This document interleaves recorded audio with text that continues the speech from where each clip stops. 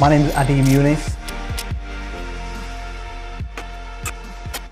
I'm the founder of the UK's largest Muslim website called singlemuslim.com, and I'm also the chairman and the founder of Penny Peel, which is an international NGO, non-government organisation. It's one of the fastest growing charities in the UK, and we work in over 30 countries worldwide. We're also Guinness World Record holders for the charity as well.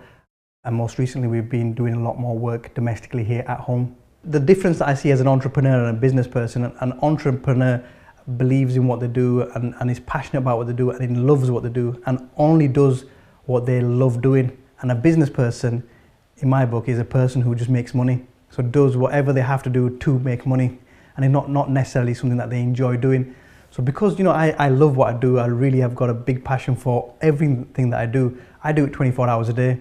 So literally, it's something that's constantly happening in my brain, whether I'm I'm out with the kids, whether I'm at home with the family, whether I'm at work itself, and that gives you flexibility, because I can be at work, but I can be doing things for the kids, planning a holiday, planning the trip. I can take time out and go to school plays and go to parents' evening when I want to, because I'm flexible like that.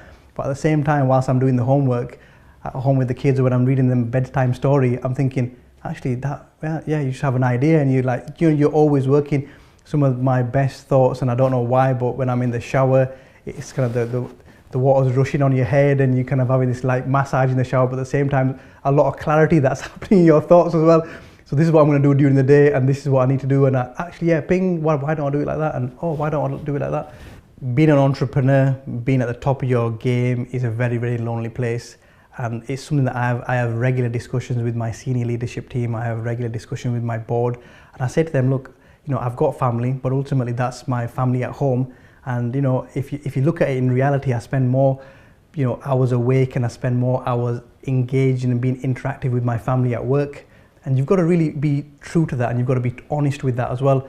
And if you enjoy what you do, that's fantastic. But you've got to really make your workplace homely. Those people you've got to call them family, and not just call them family, but they've got to be your family, and they've got to reciprocate that as well. And that can take the edge off it, because ultimately you're not fighting that battle by yourself. You're not by yourself. You're not one person. It's your team. I don't kind of make friends easily. When I say somebody's my friend, or when I say somebody's my brother or my sister, I don't say that lightly. You've got to really, for me, you've got to go through a journey with me to have that confidence. We've got to go through the good times, and we've got to go through the bad times, and we've got to go through the challenging times as well. So, you've got to have an all-weather friend. And if you can have an all-weather family, you can have an all-weather kind of team, then there's nothing better than that, because ultimately that these people are going to stick with you, whether you got a penny to your name or you got £1 million to your name. These people are good by your side. You've got to have those people that are core to you, stick by you, and have that core with you for as long as you can, I guess. My biggest mentor has been my mum. Sadly, my father passed away when I was 8 years old, and my mum took it upon herself, from literally not having a business background, not possibly even leaving the house, or knowing how to kind of earn any money whatsoever. She learned how to sew. She learned how to be a seamstress. She learned how to design clothes. She then went on to having a retail shop, selling garments, selling fabrics, selling a lot of fashion wear. She then extended that from just fashion wear, but to household items as well. She's my role model, because she didn't have a role model. She was doing something blind. She was doing something because literally she had to do it. We live in an amazing country. We live in a land that gives everybody opportunities, and there's a certain amount of equality, whether we like it or not, whether we believe it or not. There are opportunities here, and there's a certain level of equality here. And if you work hard, you'll get the fruits of that labour. And I think my mum proved that. My mum was a role model, not just for me in terms of the business world, but how to be at home as well, and to have that home environment as a real center of the universe, and where everything happens, and where everybody kind of comes, and it's a head house. So that was it was a good kind of school of how to behave, I guess, and how to kind of behave and have relationships with the people. And I guess that's just stood me in such amazing stead for coping with the harsh realities of real world. I think I've been extremely fortunate that my faith and the teachings of my faith have really put me in good stead.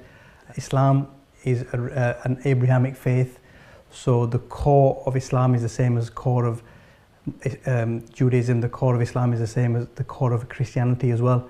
So being a Muslim really, and kind of like growing up as a Muslim, I think the values and the principles really set me up in terms of being good at what I do and having good relationships with people. Because ultimately, if you're God-fearing in what you do, it's not about my transactions with you today, it's about my transaction with you affecting my eternity, affecting my hereafter as well.